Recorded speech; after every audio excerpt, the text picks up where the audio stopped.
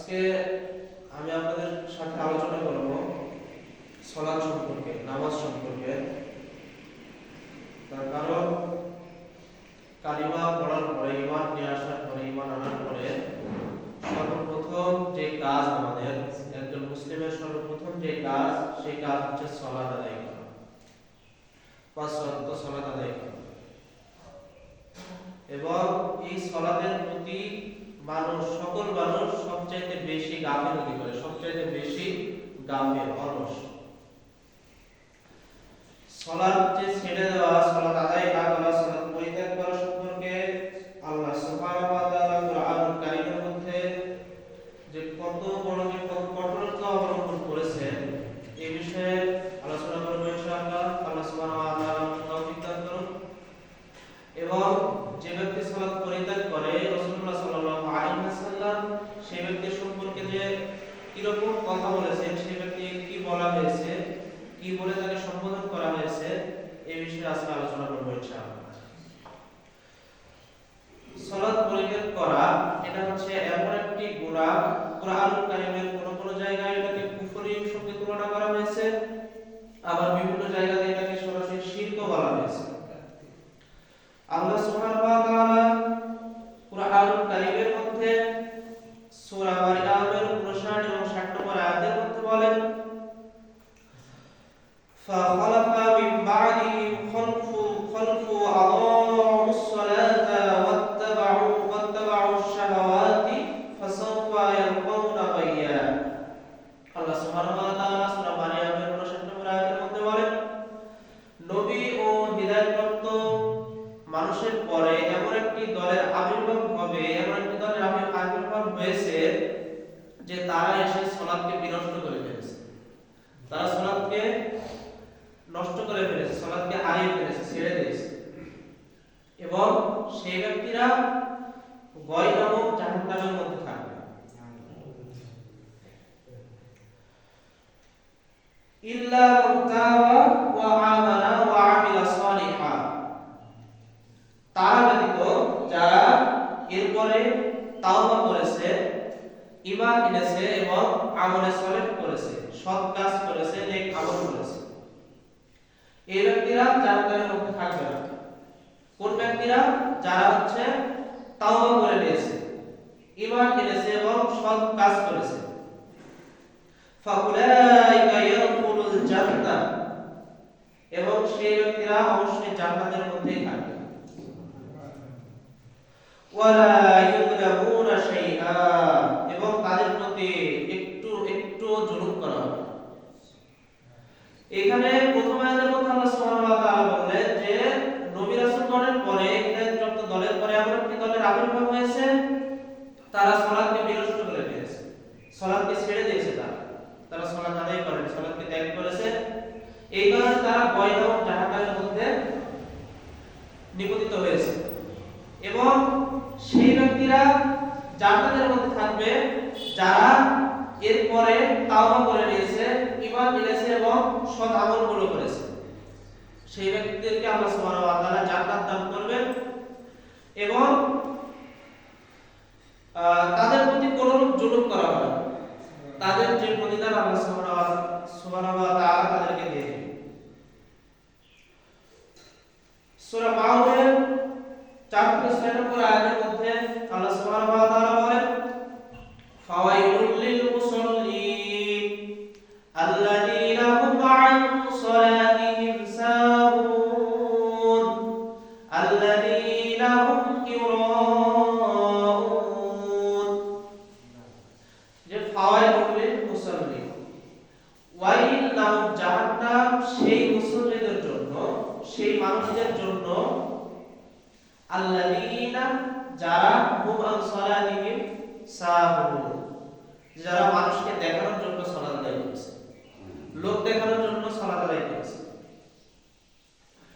ওয়াল্লাযীনা হুম ইউরাউন, যে ওয়াইল নামক জাহান্নাম সেই মুসল্লিদের জন্য যে হুম আন সালাতিহিম সাহুন, যারা নিজেদের সালাতের ব্যাপারে গাফিল ছিল, যারা নিজেদের সালাতের ব্যাপারে অলস ছিল। এবং আল্লাযীনা হুম ইউরাউন, যারা মানুষকে দেখানোর জন্য সালাত আদায় করেছে। তাহলে যে ব্যক্তিরা নিজেদের সালাত সম্পর্কে গাফিল, নিজেদের সালাতের ব্যাপারে অলস উদাসীন, সেই ব্যক্তিদের জন্য ওয়াইল নামক জাহান্নাম অপেক্ষা করছে। এবং সেই ব্যক্তিরা, সেই সব নামাজীরা যারা মানুষকে দেখানোর জন্য নামাজ পড়েছে, আল্লাহ সুবহানাহু ওয়া তাআলাকে খুশি করার জন্য, আল্লাহ সুবহানাহু ওয়া তাআলাকে দেখানোর জন্য যারা নামাজ পড়েনি, তাদের জন্য ওয়াইল নামক জাহান্নাম অপেক্ষা করছে। এরপরে দেখেন সূরা মুদ্দাসসিরের 38 থেকে 47 নম্বর আয়াতের মধ্যে আল্লাহ সুবহানাহু ওয়া তাআলা ধারাবাহিকভাবে যে আলোচনা করেছেন তা হচ্ছে আল্লাহ সুবহানাহু ওয়া তাআলা বলেন, বিসমিল্লাহির রহমানির রহিম, কুল্লু নাফসিন বিমা কাসাবাত রাহিনা ইল্লা আসহাবাল ইয়ামিন ফি জান্নাতি ইয়াতাসাআলুন আনিল মুজরিমিন মা সালাকাকুম ফি সাকার ক্বালু লাম নাকু মিনাল মুসাল্লিন ওয়া লাম নাকু নুত'ইমুল মিসকিন ওয়া কুন্না নাখুযু মা'আল খাইদিন ওয়া কুন্না নুকাদ্দিবু বিয়াউমিদ্দিন হাত্তা আতানাল ইয়াকিন। আল্লাহ সুবহানাহু ওয়া তাআলা সূরা মুদ্দাসসির 38 থেকে 47 নম্বর আয়াতে বলেন, কুল্লু নাফসিন বিমা কাসাবাত রাহিনা, যে প্রত্যেক ব্যক্তি সেই দিন নিজেদের কৃতকর্মের জন্য আবদ্ধ থাকবে। ইল্লা আসহাবাল ইয়ামিন, কিন্তু সেই সব লোক ব্যতীত, সেই সব মানুষ ব্যতীত যারা তাদের আমলনামা ডান হাতে পেয়েছে। বিচারের দিনে সেই সব মানুষ নিজেদের কৃতকর্মের জন্য আবদ্ধ থাকবে, কিন্তু তারা নয় যারা তাদের আমলনামা ডান হাতে পেয়েছে। ফি জান্নাতি ইয়াতাসাআলুন, এবং সেই ব্যক্তিরা যারা ডান হাতে আমলনামা পেয়েছে তারা জান্নাতের মধ্যে থাকবে এবং পরস্পরকে জিজ্ঞাসা করবে আনিল মুজরিমিন, অপরাধীদের সম্পর্কে, অর্থাৎ জাহান্নামীদের সম্পর্কে। এমনকি জান্নাতীরা জাহান্নামীদের কেউ জিজ্ঞেস করবে তাদের সম্পর্কে যে মা সালাকাকুম ফি সাকার, যে তোমাদেরকে কিসের কারণে এই সাকর নামক জাহান্নামের মধ্যে আসতে হবে, কিসের কারণে তোমরা, কি কারণে তোমরা এই সাকর নামক জাহান্নামের মধ্যে আসলে? ক্বালু, জাহান্নামীরা উত্তর দিবে, লাম নাকু মিনাল মুসাল্লিন, আমরা দুনিয়াতে সালাত আদায় করতাম না, আমরা দুনিয়াতে নামাজি ছিলাম না, আমরা দুনিয়াতে নামাজীদের সাথে ছিলাম না, রুকুকারীদের সাথে আমরা রুকু করতাম না, সাজদাকারীদের সাথে আমরা সাজদা করতাম না। তাহলে দেখেন জান্নাতীরা যখন জাহান্নামীদেরকে প্রশ্ন করলো যে কি কারণে তোমরা এই সাকর নামক জাহান্নামের মধ্যে আসলে, তাহলে জাহান্নামীদের সর্বপ্রথম উত্তর হচ্ছে যে আমরা সালাত আদায় করতাম না দুনিয়াতে। তাহলে সালাত পরিত্যাগ করার ফল কি? কথা বলে জাহান্নাম। এরপরে জাহান্নামীরা উত্তর দিচ্ছে যে ওয়ালাম নাকু নুত'ইমুল মিসকিন, যে আমরা দুনিয়াতে মিসকিনদেরকে খাবার খেতে দিতাম না, তাদেরকে আমরা খাবার দিতাম না। জাহান্নামীদের 2 নম্বর উত্তর হচ্ছে মিসকিনদেরকে আমরা খাবার দিতাম না। এরপরে জাহান্নামীরা আরো বলে ওয়া কুননা নাখুযু মা'আল খাইদিন, বরং আমরা সমালোচনাকারীদের সাথে মিলে সমালোচনা করতাম তাদের বিরুদ্ধে যারা সৎ পথে ছিল, যারা সৎ কাজ করত। তাহলে জাহান্নামীদের 3 নম্বর উত্তর হচ্ছে যে আমরা সেই সব সমালোচনাকারীদের সাথে বসে সমালোচনা করতাম কাদের বিরুদ্ধে, সেই সব হচ্ছে সৎ লোকের বিরুদ্ধে, যারা সালাত আদায় করত, সৎ কাজ করত, যারা ইসলামের ভালো ভালো কাজ করত তাদের বিরুদ্ধে। এটা হচ্ছে জাহান্নামীদের 3 নম্বর উত্তর। এরপরে জাহান্নামীরা জান্নাতীদেরকে আরেকটা উত্তর দিল, সেটা হচ্ছে যে ওয়া কুননা নুকাদ্দিবু বিয়াউমিদ্দিন, 4 নম্বর উত্তরটি হচ্ছে যে আমরা প্রতিদান দিবসকে বিশ্বাস করতাম, অস্বীকার করতাম। প্রতিদান দিবস বলতে বিচার দিবসকে আল্লাহ সুবহানাহু ওয়া তাআলা যে আমাদের হিসাব দিবেন, বিচার করবেন, এই দিবসকে আমরা বিশ্বাস করতাম না, অস্বীকার করতাম। তাহলে দেখেন এই ধারাবাহিক আলোচনা শুরু থেকে আমরা শুনি যে আল্লাহ সুবহানাহু ওয়া তাআলা সূরা মুদ্দাসসির 38 থেকে 47 নম্বর আয়াতের মধ্যে যা বলেছেন যে বিচারের দিনে প্রত্যেক ব্যক্তি নিজ কৃতকর্মের জন্য আবদ্ধ থাকবে, দায়বদ্ধ থাকবে, এবং সেই সব ব্যক্তি ব্যতীত যে সব ব্যক্তি তাদের আমলনামা ডান হাতে পেয়েছে এবং তারা জান্নাতের মধ্যে থাকবে। যারা ডান হাতে আমলনামা পেয়েছে তারা জান্নাতে হবে এবং জান্নাতের মধ্যে থাকবে, এবং জান্নাতীরা পরস্পরকে জিজ্ঞাসাবাদ করবে অপরাধীদের ব্যাপারে, অর্থাৎ জাহান্নামীদের সম্পর্কে। এমনকি জান্নাতীরা জাহান্নামীদেরকেও জিজ্ঞেস করবে যে তোমাদেরকে কি এমন কারণে এই জাহান্নামের মধ্যে আসতে হবে, তোমরা কিসের কারণে এই জাহান্নামের মধ্যে আসলে? তখন জাহান্নামীরা উত্তর দিবে যে আমরা দুনিয়াতে সালাত আদায় করতাম না। তাহলে এখানে কি আমরা বুঝতে পারতেছি সালাত পরিত্যাগ করার ফল কি আমাদের? জাহান্নাম। এটা কুরআনুল কারীমের সূরা মুদ্দাসসিরের মধ্যে আল্লাহ সুবহানাহু ওয়া তাআলা বলেছেন। কুরআনুল কারীম সত্য, আল্লাহ সুবহানাহু ওয়া তাআলা যে কথা বলেছেন তা সত্য, আমাদেরকে বিশ্বাস করতেই হবে। তো আমাদের কি সালাত পরিত্যাগ করার কোনো আর উপায় আছে? কোনো ছাড় আছে আমাদের সালাতের বিষয়ে? কোনো ছাড় নেই। যদি আমরা সালাত পরিত্যাগ করি তাহলে আমাদের জন্য জাহান্নাম। এবং জাহান্নামীরা জান্নাতীদেরকে আর উত্তর দিল যে কি দুনিয়াতে আমরা মিসকিনদেরকে খাবার দিতাম, তাহলে মিসকিনদেরকে আমাদের তাদের সাথে ভালো আচরণ করতে হবে, খাবার দিতে হবে, খাবার খেতে দিতে হবে, তাদের সাথে সুন্দর আচরণ করতে হবে। এবং ৩ নম্বর উত্তর ছিল যে আমরা দুনিয়াতে সমালোচনাকারীদের সাথে মিলে সমালোচনা করতাম ওই সব লোকদেরকে নিয়ে যারা সৎ পথে ছিল, যারা সালাত আদায় করত, যারা সৎ কাজগুলো করত। আচ্ছা, আমাদের মধ্যে কি এরকম মানুষ আছে যারা সমালোচনা করে ভালো মানুষদেরকে নিয়ে? যারা ইসলামের মধ্যে আছে তাদের নিয়ে সমালোচনা করে, তাহলে তাদের ফল কি হবে আমরা বুঝতে পারতেছি। এই আয়াতের মধ্যে আল্লাহ সুবহানাহু ওয়া তাআলা যে কথাটি বলেছেন তার মাধ্যমে।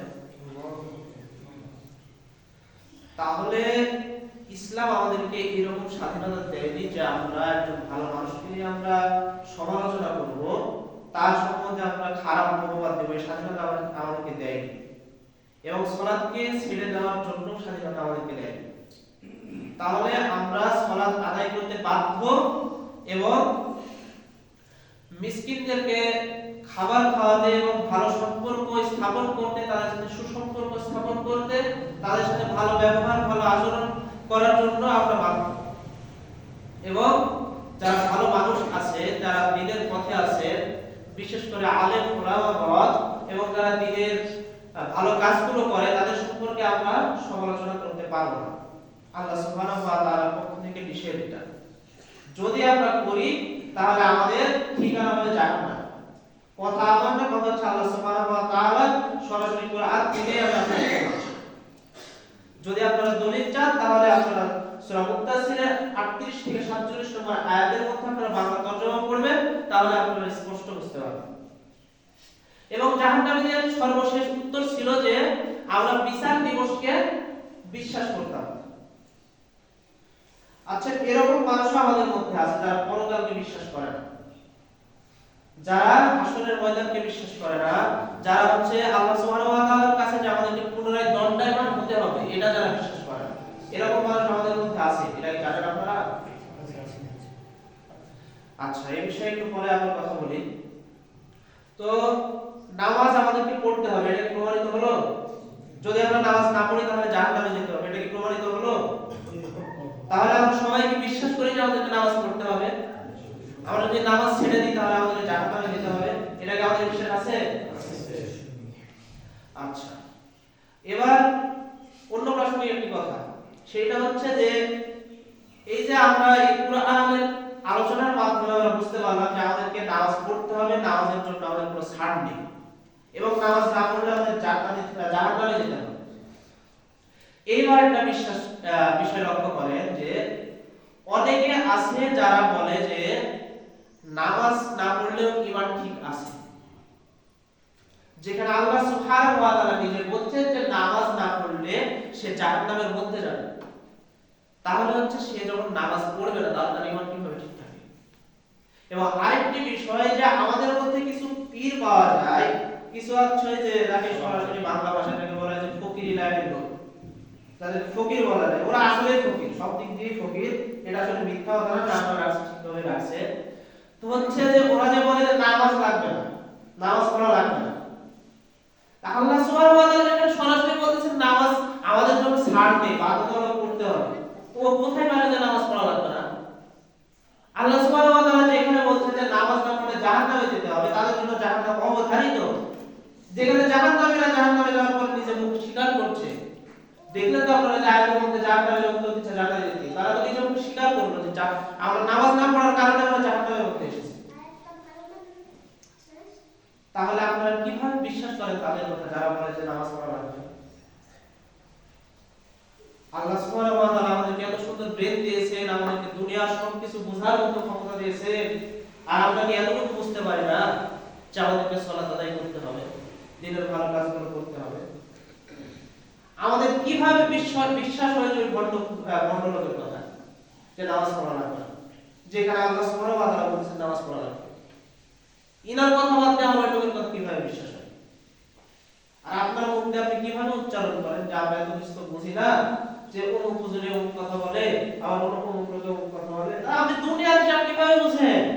হ্যাঁ, আপনার যে এত সুন্দর ব্রেন দিয়েছে, আপনি দুনিয়ার সবকিছুই তো বুঝেন নাকি? বুঝেন না? আপনি টাকা পয়সা হিসাব সবকিছু ঠিকঠাক করতে পারেন, আপনি কি এতটুকু জ্ঞান নাই যে আমি কোরআন করে তর্জমা করি? আমি ওই হুজুরের কথা কি কথা শুনবো? এতটুকু জ্ঞান হয় না? তাহলে আমাদের সর্বপ্রথম কথা হচ্ছে সালাত আমাদের জন্য ছাড় নেই, সালাত আদায় করতে হবে। ফরজ সালাত পরিত্যাগ করার কোনো রকম ছাড় নেই, যদি আমরা পরিত্যাগ করি তাহলে আমাদের ঠিকানা জাহান্নাম। কথা কি বিশ্বাস হয়েছে? দলিল কুরআনুল কারীমে সূরা মুদ্দাসসিরের 38 থেকে 47 নম্বর আয়াত। এবার রাসূলুল্লাহ সাল্লাল্লাহু আলাইহি ওয়াসাল্লাম সালাত পরিত্যাগকারী সম্পর্কে কি বলেছেন আমরা শুনি। রাসূলুল্লাহ সাল্লাল্লাহু আলাইহি ওয়াসাল্লাম তিরমিজি 2619 নম্বর হাদিসের মধ্যে বলেন, বাইনার রাজুলি ওয়া বাইনাল কুফরি ওয়াশ শিরকি তারকুস সালাত। বাইনার রাজুলি কোন ব্যক্তি, বাইনাল কুফরি ওয়া বাইনাশ শিরকি, কুফরি কোন ব্যক্তি এবং কুফরি ও শিরক এর মধ্যে ব্যবধান হচ্ছে, পার্থক্য হচ্ছে তারকুস সালাত, সালাত পরিত্যাগ করা। এই হাদিসের মাধ্যমে বোঝা গেল যে কোন মানুষের ঈমান এবং কুফরের মধ্যে, ঈমান এবং শিরকের মধ্যে পার্থক্য হচ্ছে সালাত পরিত্যাগ করা। একজন মানুষকে আপনি কাফির ভাবে চিহ্নিত করবেন কিভাবে এবং ঈমানদার হিসেবে চিহ্নিত করবেন কিভাবে? যদি দেখেন যে কোন মানুষ সালাত আদায় করতেছে তাকে আপনারা ঈমানদার জানবেন, এবং দেখছেন যে কোন মানুষ সালাত আদায় করছে না তাকে আপনারা কাফির জানবেন। কথা আমার কথা রাসূলুল্লাহ সাল্লাল্লাহু আলাইহি ওয়াসাল্লামের তিরমিজি 2619 নম্বর হাদিস। কথা কি বোঝা গেছে? তাহলে যে সালাত পরিত্যাগ করে সে কি বলেন? আপনারা বলেন কি? কুফরি করে। রাসূলুল্লাহ সাল্লাল্লাহু আলাইহি ওয়াসাল্লাম তিরমিজি 2621 নম্বর হাদিসের মধ্যে আবারো বলতেছেন, আল আহদুল্লাযী বাইনানা ওয়া বাইনাহুমুস সালাতু ফামান তারাকাহা ফাকাদ কাফার। রাসূলুল্লাহ সাল্লাল্লাহু আলাইহি ওয়াসাল্লাম বলতেছেন যে আমাদের মধ্যে এবং কাফিরদের মধ্যে ব্যবধান শুধু সালাত পরিত্যাগ করা। যে সালাত পরিত্যাগ করলো সে কাফির হয়ে গেল।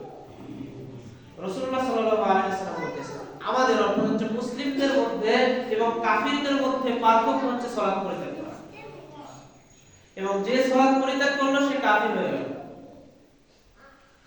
এটা স্পষ্ট কথা যে সালাত ছেড়ে দিলে সে কাফির হয়ে গেল। কথা আমার না, কথা রাসূলুল্লাহ সাল্লাল্লাহু আলাইহি ওয়াসাল্লামের। দলিল হচ্ছে তিরমিজি 2621 নম্বর হাদিস।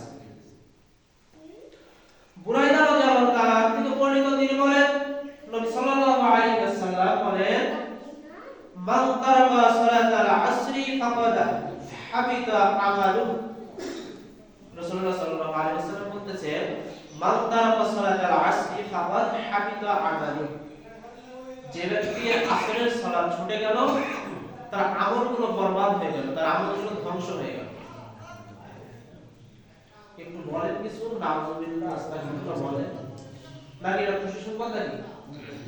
সারা জীবন আপনি ধরেন যে নেক আমল করতেছেন, যতটুকু আপনার আসরের সালাত ছুটে যাওয়ার কারণে সে আমলগুলো বরবাদ হয়ে গেল, ভালো কাজগুলো বরবাদ হয়ে গেল, এটা অবশ্যই দুঃখের সংবাদ। তাহলে আমাদের কি করা উচিত? সালাত পরিত্যাগ না করা উচিত, সালাতকে আঁকড়ে ধরে থাকা উচিত, সালাত আদায় করা উচিত। অপর আরেকটি হাদিসের মধ্যে রাসূলুল্লাহ সাল্লাল্লাহু আলাইহি ওয়াসাল্লাম বলেছেন, আল্লাযী তাফুতুহু সালাতুল আসরি কাআন্নামা বুতিরা আহলুহু ওয়া মালুহু, যে ব্যক্তি আসরের সালাত পরিত্যাগ করলো, আসরের সালাত ছেড়ে দিল, তার পরিবার এবং ধন সম্পদ সব ধ্বংস হয়ে গেল। তাহলে এটা হচ্ছে শুধুমাত্র আসরের সালাতের জন্য, আসর এক ওয়াক্ত সালাতের জন্য এত বড় কথা, এত বড় শাস্তি। এটা কি আমরা শাস্তি মনে করতেছি না?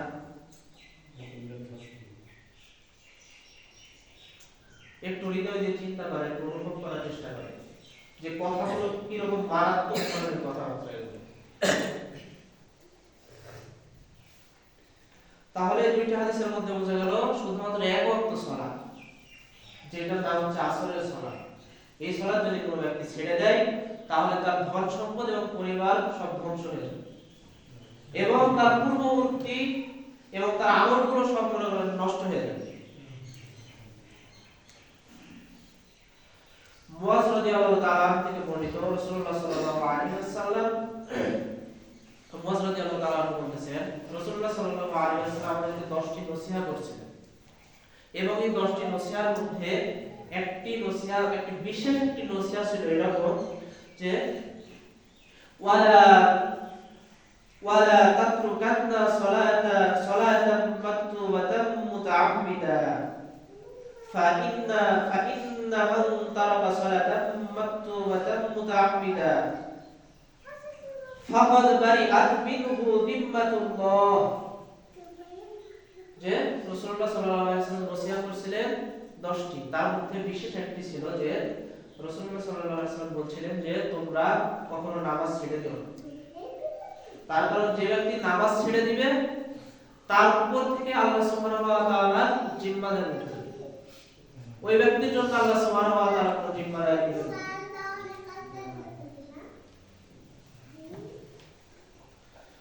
তাহলে কি আমরা কি বুঝতে পারতেছি যে এগুলো মানে নামাজ পরিত্যাগ করা এটা কত বড় একটা অপরাধের কাজ, কত বড় গুনাহের কাজ, এবং আমরা কত কিছু থেকে বঞ্চিত হচ্ছি, এবং আমাদের শেষ পরিণতিটা কি? আবু সাঈদ আল-খুদরি রাদিয়াল্লাহু তাআলা থেকে বর্ণিত, তিনি বলেন, একদা এক ব্যক্তি রাসূলুল্লাহ সাল্লাল্লাহু আলাইহি ওয়াসাল্লামকে উদ্দেশ্য করে বলছে, ইয়া রাসূলুল্লাহ, হে আল্লাহর রাসূল, ইত্তাকিল্লাহ, আল্লাহকে ভয় করুন। রাসূলুল্লাহ সাল্লাল্লাহু আলাইহি ওয়াসাল্লাম ওই ব্যক্তি বলছে যে আল্লাহকে ভয় করুন। রাসূলুল্লাহ সাল্লাল্লাহু আলাইহি ওয়াসাল্লাম সেই ব্যক্তিকে বলছে, ওয়াইলা, তুমি ধ্বংস হও। এই কথাটা কি জন্য রাসূলুল্লাহ সাল্লাল্লাহু আলাইহি ওয়াসাল্লাম বলেছেন? দেখেন, রাসূলুল্লাহ সাল্লাল্লাহু আলাইহি ওয়াসাল্লাম পরে আবার বলছেন যে আওয়ালাস্তু আহাক্কা আহলিল আরদি আইয়াত্তাকিল্লাহ, যে আমি কি দুনিয়ার মধ্যে সর্বাপেক্ষা উপযুক্ত ব্যক্তি নই যে আল্লাহ সুবহানাহু ওয়া তাআলাকে ভয় করে? রাসূলুল্লাহ সাল্লাল্লাহু আলাইহি ওয়াসাল্লাম কি আল্লাহকে ভয় করতেন না? সেই ব্যক্তি যখন রাসূলুল্লাহ সাল্লাল্লাহু আলাইহি ওয়াসাল্লামকে বললেন, ঘটনাটা ছিল যে কিছু মালামাল বন্টনের ক্ষেত্রে, তখন সেই ব্যক্তি রাসূলুল্লাহ সাল্লাল্লাহু আলাইহি ওয়াসাল্লামকে বলছেন যে আল্লাহর রাসূল, আপনি আল্লাহকে ভয় করেন। তখন রাসূলুল্লাহ সাল্লাল্লাহু আলাইহি ওয়াসাল্লাম বলছেন যে তুমি ধ্বংস হও। তারপরে তিনি বলছেন যে দুনিয়ার মধ্যে আমি কি সর্বাপেক্ষা উপযুক্ত ব্যক্তি নই যে আল্লাহ সুবহানাহু ওয়া তাআলাকে ভয় করে? আচ্ছা, রাসূলুল্লাহ সাল্লাল্লাহু আলাইহি ওয়াসাল্লামের চাইতে কি আমরা আল্লাহকে বেশি ভয় করি? এটা কখনোই সম্ভব না, কখনোই না। তার কারণ রাসূলুল্লাহ সাল্লাল্লাহু আলাইহি ওয়াসাল্লাম আল্লাহকে সবচেয়ে বেশি ভয় করেছেন। এরপরে বর্ণনাকারী বলেন যে ওই ব্যক্তি যখন চলে গেল সেখান থেকে, খালিদ বিন ওয়ালিদ তখন রাসূলুল্লাহ সাল্লাল্লাহু আলাইহি ওয়াসাল্লামকে বলছে, ইয়া রাসূলুল্লাহ, হে আল্লাহর রাসূল, আলা আদরিবু উনুকা, আমি কি তার গর্দান কেটে ফেলবো না? রাসূলুল্লাহ সাল্লাল্লাহু আলাইহি ওয়াসাল্লামকে খালিদ বিন ওয়ালিদ বলছেন যে আমি কি তার গর্দান কেটে ফেলবো না? রাসূলুল্লাহ সাল্লাল্লাহু আলাইহি ওয়াসাল্লাম তখন তাকে বললেন যে লা, না। কিসের জন্য এই কথা বললেন? এরপরে রাসূলুল্লাহ সাল্লাল্লাহু আলাইহি ওয়াসাল্লাম বলছেন যে লাআল্লাহু আইয়াকুনা ইউসাল্লি, যে এমনও হতে পারে সেই ব্যক্তি নামাজ পড়ে। খালিদ বিন ওয়ালিদ যখন বললেন যে আমি কি তার গর্দান কেটে ফেলবো না, রাসূলুল্লাহ সাল্লাল্লাহু আলাইহি ওয়াসাল্লাম বললেন যে না। তার কারণ সে হয়তো সালাত আদায় করে, আর সালাত আদায় যে করে সে হচ্ছে মুসলিম, তো মুসলিমকে হত্যা করতে নিষেধ করলেন আল্লাহ রাসূল সাল্লাল্লাহু আলাইহি ওয়াসাল্লাম। এবার আব্দুল্লাহ বিন মাসউদ রাদিয়াল্লাহু তাআলা আনহু থেকে বর্ণিত, তিনি বলেন মান লাম ইউসাল্লি ফালা দীনা লাহু, যে নামাজ পড়ে না সে মুসলিম নয়। এই হাদিসের মাধ্যমে স্পষ্টভাবে প্রমাণিত হলো যে যে ব্যক্তি নামাজ পড়ে না সে মুসলিম নয়। আলী রাদিয়াল্লাহু তাআলা আনহু বলেন মান লাম ইউসাল্লি ফাহুয়া কাফির, যে ব্যক্তি সালাত পরিত্যাগ করে, যে ব্যক্তি সালাত ছেড়ে দেয় সে কাফির। উমর রাদিয়াল্লাহু তাআলা আনহু বলেন লা হাযযা ফিল ইসলামি লিমান তারাকাস সালাহ, উমর রাদিয়াল্লাহু তাআলা আনহু বলেন নামাজ ত্যাগকারী নির্ঘাত কাফির, নামাজ ত্যাগকারী নির্ঘাত কাফির। নামাজ যে ত্যাগ করে তার জন্য ইসলামের মধ্যে কোনো অধিকার নেই। তো উপরের যে আলোচনাগুলো করলাম, পূর্বের যে আলোচনাগুলো করলাম, পূর্বের কোরআন কারীমের আয়াত এবং হাদিস, এই সবগুলো থেকে আমরা যেটা বুঝতে পারলাম যে যে ব্যক্তি সালাত ত্যাগ করে সে স্পষ্ট কাফির। আল্লাহ সুবহানাহু ওয়া তাআলা নিজেও বলেছেন এবং রাসূলুল্লাহ সাল্লাল্লাহু আলাইহি ওয়াসাল্লাম হাদিসের মধ্যে ঘোষণা দিয়েছেন। তো এখন বিষয় হচ্ছে যে আমাদের গ্রামের মধ্যে এমন অনেক মানুষ আছে যারা সালাত আদায় করে না, আছে না? নাই? একটু বলেন তো। তো আমরা যারা এই হাদিসগুলো শুনলাম, এই আয়াতগুলো শুনলাম যে যে ব্যক্তি সালাত পরিত্যাগ করে সে কাফির হয়ে যায় এবং তার ঠিকানা জাহান্নাম। তো এখন আমাদের কি করা উচিত জাহান্নাম থেকে মুক্তি পাওয়ার জন্য? একটু সবাই বলেন, মুখটা খুলে একটু বলেন। নামাজ পড়তে হবে। এখন সবাই বলে, যার কাছে বলা হয় যে চলে নামাজ পড়ে আসে, সে বলে যে নামাজ পড়তে হবে। কিন্তু হবে এই সময়টা কবে হবে, কখন থেকে হবে? আমাদের কি মৃত্যুর প্রতি বিশ্বাস আছে? এই বিশ্বাসটা কি রকম বিশ্বাস একটু বলেন তো কেউ? একটু বলেন যে আমাদের মৃত্যুটা কখন হবে? যখন তখন বলতে, এর চাইতে আরো দৃঢ় বিশ্বাস করতে হবে যে আমার চোখের পলক যে পড়তেছে আর উঠতেছে, চোখ মেলতেছে আর বন্ধ করতেছি, এর চাইতেও নিম্ন সময়ে আমার মৃত্যু হতে পারে। বিষয় কি স্পষ্টভাবে বলতে পারলাম যে এই ঈমান যদি আমাদের থাকে তাহলে আমার দ্বারা কখনো গুনাহ কাজ হওয়া সম্ভব না। আমার দ্বারা আমি এখন তো সালাত আমি এই ভাবনা ভাবতে পারবো না যে আর একটু পরে পড়ি আর সালাতটা কাজা করে নিই, কাজটা শেষ করি, এইটা আমি কখনো কল্পনা করবো না। তাহলে মৃত্যুর প্রতি এই বিশ্বাসটা থাকতে হবে যে আমাদের চোখের পলকের সময় চাইতেও আগে আমাদের মৃত্যু হতে পারে, এবং আমরা সকলেই 5 ওয়াক্ত সালাত আদায় করার চেষ্টা করব। কিসের জন্য? জাহান্নামের আগুন থেকে মুক্তির জন্য। আল্লাহ সুবহানাহু ওয়া তাআলা নিজেই বলেছেন যে যে সালাত ত্যাগ করবে সে জাহান্নামে থাকবে। তাহলে জাহান্নাম থেকে অবশ্যই মুক্তি পেতে হবে। এবং সর্বশেষ একটি হাদিস বলে আমি বক্তব্য শেষ করব, সেটা হচ্ছে রাসূলুল্লাহ সাল্লাল্লাহু আলাইহি ওয়াসাল্লাম বলেন মান সাল্লা লিল্লাহি 40 ইয়াওমান ফি জামাআতি ইউদরিকুত তাকবীরাতাল উলা কুতিবাত লাহু বারাআতুন মিনান নার ওয়া বারাআতুন মিনান নিফাক। রাসূলুল্লাহ সাল্লাল্লাহু আলাইহি ওয়াসাল্লাম বলেন যদি কোনো ব্যক্তি 140 দিন জামাতের সাথে প্রথম তাকবীরের সাথে 5 ওয়াক্ত সালাত আদায় করে, আল্লাহ সুবহানাহু ওয়া তাআলা তার জন্য দুইটি মুক্তির ঘোষণা দিয়েছেন, দুইটি মুক্তি লিখে দিয়েছেন। দুইটি মুক্তি কি কি? বারাতুম মিনান নার, জাহান্নামের আগুন থেকে মুক্তি, এবং আরেকটি হচ্ছে বারাতুম মিনান নিফাক, মুনাফিকি থেকে মুক্তি। তাহলে যেই কারণে আমাদেরকে জাহান্নামে যেতে হবে, সেই কারণে কিন্তু আমরা জান্নাতে যেতে পারবো, জাহান্নাম থেকে মুক্তি পাবো। ওষুধ কিন্তু একটাই, যেই কারণে আমরা মনে করেন জাহান্নামে যাব, ওই কারণে আবার আল্লাহ সুবহানাহু ওয়া তাআলা জাহান্নাম থেকে মুক্তি দিয়ে দিবেন, ঘোষণা দিয়ে দিয়েছেন রাসূলুল্লাহ সাল্লাল্লাহু আলাইহি ওয়াসাল্লামের মাধ্যমে, এবং মুনাফিকি থেকে মুক্তি দিবেন। আল্লাহ সুবহানাহু ওয়া তাআলা সর্বপ্রথম আমাকে এবং আমাদের সকলকে, আমাদের এই গ্রামের সকলকে কথাগুলোর উপর আমল করার তৌফিক দান করুন। আল্লাহ সুবহানাহু ওয়া তাআলা আমাকে পূর্ণ হিদায়াত দান করুন, এবং আমাদের এই আলিয়াবাদ গ্রামের সকল মানুষকে আল্লাহ সুবহানাহু ওয়া তাআলা পূর্ণ হিদায়াত দান করুন, দ্বীনের প্রতি কবুল করে নিন। আমিন।